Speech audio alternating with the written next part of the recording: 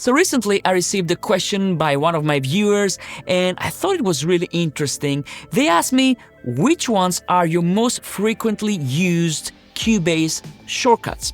And I thought this would make a great video. So what I did is I took a notepad and I started writing down all the shortcuts that I use pretty much daily when I work in Cubase. And this is pretty much every day of my life. I created a list and this is what I'm going to share with you today. So today I'm going to share with you my most frequently used Cubase shortcuts. So let's get started. So let's start with number one, which is my most used shortcut, and this is E. Now, E for me opens the channel settings window, the edit channel settings, and this I use all the time. It's almost like a reflex that I have. So when I am on a track, let's say I want to check out my drums, I hit E and I can immediately see all my inserts, my channel strip, my EQ, my pre-gain, everything is right there. My sends, my Q sends, I use this all the time. I think that my index finger is glued to the E key on my keyboard. And of course, I have it also assigned to my Kensington Slim Blade shortcuts here. Now, as with most of the shortcuts in this list, many of them are custom shortcuts that I've made. So I don't want you to remember the shortcuts themselves necessarily, but the function. In order to show you this, I'm going to go to key commands and I'm going to show you, for example, what E does in my case. So if I select it, you will see that my key commands jump to edit channel settings and I've assigned E. Of course, if you want to assign something else, you can say, for example, I don't know, D, and you can assign it. But in my case, it's E, edit channel settings, easy to remember. Let's move on to my second shortcut, and this is again something that I use all the time, and this is T. Now, this is a little bit of an unorthodox shortcut because what T does in my case is it opens the VST instrument that I have selected. So as you can see, I press T, I bring up Retrolog. So if I go to my T commands and type T here, you will see that it's edit VST instrument. Now all these things, I don't want to do this for the whole video. If you just go here and type edit VST, you will find it right here. So as you can see, edit VST instrument. If I want edit channel, I can just type it here and find it straight away. So it's very easy to find. The only thing you have to do next is press any key on your keyboard and hit assign and hit OK. And that's it. The third shortcut I use all the time is Alt and P or Option P on the Mac. And this is, I think, a default shortcut. So if I go here and select a range, I can loop this specific section.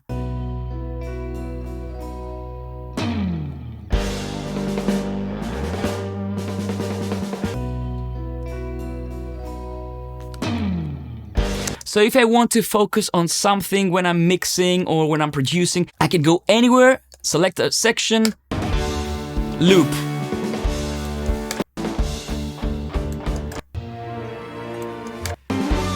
So it's very, very easy to navigate. And of course, I'm using the range selection tool to do this. Super, super fast. The next shortcut I use all the time is Alt and Q. And this activates auto quantize. This is when I'm recording MIDI, especially when I'm recording arpeggiators or drums and I want them to be quantized straight away without me waiting to finish the recording and then hit quantize. And this is the auto quantize on off. I have it on Alt and Q or Option Q on the Mac. And as you can see it right here.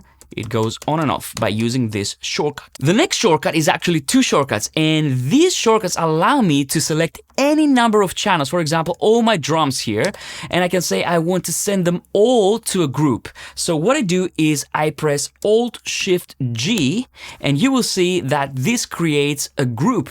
All these channels are going to be grouped together and be sent to a group called drums, for example. So I hit add track and immediately it creates the group. Now, if I select all of them again and say Alt-Shift-F, now I can send all of these to the same reverb send, for example, or to, let's say, an analog piece of gear or a delay or something like this. So maybe I can say reverb, and all of these will be sent to the same reverb as a send effect. Now, these functions you can find in the key commands. They're called add track to selected group channel, or effects channel, and these are in the mixer category. Now, the next shortcut that I use all the time, I don't think it exists by default in Cubase, but it has saved me so much time, is the shortcuts that I use to go up and down with my quantize values. So as you can see here, I'm 1/8 triplet, and if I press my shortcuts here, I can go down or higher like this. So it's very, very simple. Now, the shortcuts that I use for this is left bracket to go down one quantize value, or right bracket to go higher. So in order to show you the name of the command, I'm going to go left bracket, and as you can see is quantize category, select previous quantize, or select next quantize. Really, really fast. I would totally recommend to anyone that's working, not even just with MIDI, but even with audio, to have this assigned. It's really fast. The next shortcut is extremely useful for anyone that does audio editing, and most Cubase users will do some audio editing every now and then.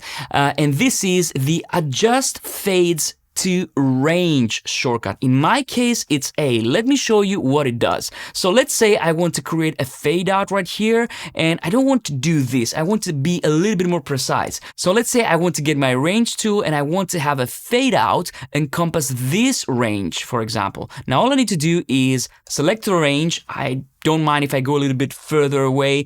I can press A, and immediately I have a fade out. I can do this on multiple tracks as well. So press A, there we go. Now I have a fade out for all of these channels. The same thing I can do for fade ins. So if I select this portion, press A, I have a fade in like this. Very fast, very professional, power user style editing, and it's something that if you have a client, they will really appreciate it because it shows that you're really fast and comfortable with your DAW. The next shortcut that I use all the time is a MIDI shortcut, and this is the reset quantize function. And this in my case is Command-Shift-Q. Now let's say I have these MIDI notes here and I quantize them. And let's say a very usual example would be that you want to quantize the kick drum and the snare, but you don't want to quantize the hi-hats and the percussion so much. You want them to be a little bit loose. Now you can quantize everything if you want. You can press Q, and then you can say, okay, actually, I don't want the percussion to be quantized. So just select Command-Shift-Q in my case. It's going to be reset quantize. And as you can see, quantize category, reset quantize. The next shortcut, I've talked about this in another video, I think. Let's say that we have a MIDI part right here, and we've recorded several controllers like mod wheel, aftertouch, expression, and so on and so forth. As you can see, I can see there are some controllers here, okay? So I'm gonna double click on this, but I don't know exactly what's going on because I don't have the lanes there yet, so I can't see what controllers I've used. So I'm using the shortcut Control or Command if you're on the Mac, Alt or Option if you're on the Mac, and C, and boom! Now I have all the controllers that I've used for this specific MIDI part right there in front of me. Now the actual command is called MIDI Show Used Controllers. The next shortcut, again, if you're editing, this is going to come in handy, and this was added in the latest Cubase 12 version, and this is trim head and tail for any event in the project window. For example, let's say I want to go here and there's nothing after this section right here. So I'm going to go here, I'm going to select the event, place my cursor wherever I want, and then press Alt and right bracket. And this will trim the tail of this event. If I go here, for example, I can erase the head of the event. Alt and left bracket. Very, very quickly, this is very similar to all the video editing apps. If you've ever edited video on an NLE, these are really common shortcuts, and that's why I use these in Cubase as well. Now, another way that you can do this without placing the cursor in all these places, because this can be a little bit cumbersome, is that you can actually use the range selection tool, but not make a selection, just hover your mouse and click, like this. This is a very similar workflow to Pro Tools, if you've ever used Pro Tools. So go like this, place your range selection tool anywhere you want, Alt, right bracket, go like this, again, Alt, left bracket.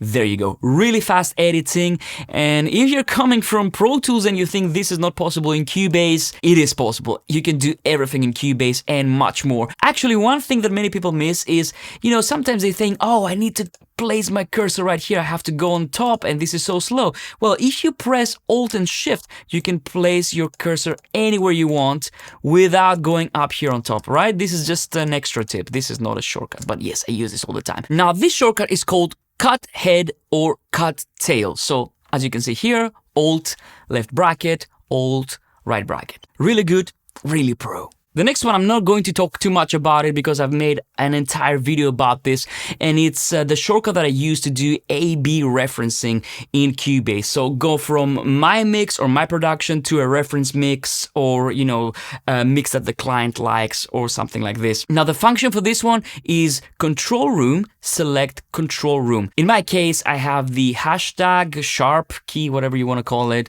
and basically what I can do is I can go from my mix to the reference mix really, really fast. And of course, I've assigned this to my Slim Blade mouse as well. Now, I've made an entire video about how this works, so make sure you check it out. I'm going to link it right here. The next shortcut is J. Okay, and this enables or disables snap. And what this does is, let's say I want to move this event, it's going to move by bars. Or if I want to enlarge an event, it's going to snap. As you can see, it's snapping. But if I disable snapping by pressing J, I have full control over the length of the event, or I can move it freely. And of course, this works with MIDI events as well. I use this all the time. The next shortcut is the good old F3. Simple as that. I just open and close my mixer. Now, I have many controls in front of me. I'm a controller junkie, but I still use F3. I found this is the fastest way to bring up the mixer. So even though all my controllers can bring up the mixer, I keep on going back to F3 because I like it and it's really fast. The next shortcut is when I want to export my track in audio, or I want to make a cue so that I can do a multi-track or stuff like this. And the shortcut in my case is Control Alt W, or on the Mac I have it as Command Alt W. So if I press this, I have the Export Audio Mixdown window pop up, and the function is File, Export Audio Mixdown. The next shortcut that I'm using all the time is the Render in Place shortcut. Now, this by default, I think it's Shift R. So let's say I select this event, Shift R, and then I can render the selection. Now, the great thing that I think was added in an update in Cubase 12 is that now you can actually select a channel. If you have nothing selected in the project window, you can select a channel, Shift R, and now you can render in place the entire channel. And I've talked about render in place versus freeze versus bounce in place in another video if you want to check this out. But this I use all the time because I deal a lot with hardware effects and analog gear, and I always want to use this because I want to commit to this analog gear and I want to bounce and print down my audio. The next shortcut came as a result of many years of video editing. Some of you might know that I've been doing a lot of video work as well as music. So on pretty much all the biggest NLEs, video editing apps, you can enable and disable an event by pressing V. And that's what I have done here in Cubase as well. So I've adapted this shortcut in Cubase. Now, I think there's a different shortcut by default, but in my case, I've assigned this to the key V, and the command is edit, mute, unmute objects. So it's very easy to unmute something or mute it. I kind of lost track. I think we are on number 17, and the next shortcut that I use all the time is MIDI bounce MIDI. This I use all the time. As you can see, this is the command and I have it assigned on the W key on my keyboard. Let me explain why I use this. Let's say you have recorded a MIDI part in separate sections like I have here. You can see these are different sections.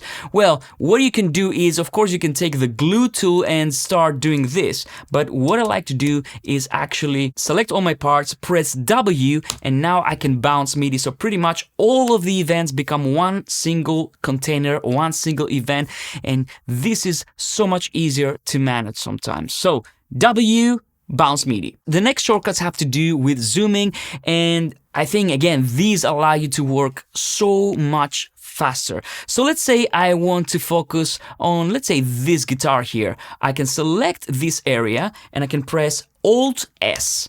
And immediately Cubase takes me there and I can focus on this part. Now if I want to go back to the previous zoom setting, I can press Alt Z and then Cubase will take me to the previous zoom setting. So again, let's say I want to focus on this area right here, Alt S, great. And then I want to go back, Alt Z, and I can go back to the previous zoom setting. So the key commands for these are Alt S, zoom, zoom to selection, and Alt Z, zoom, undo, zoom.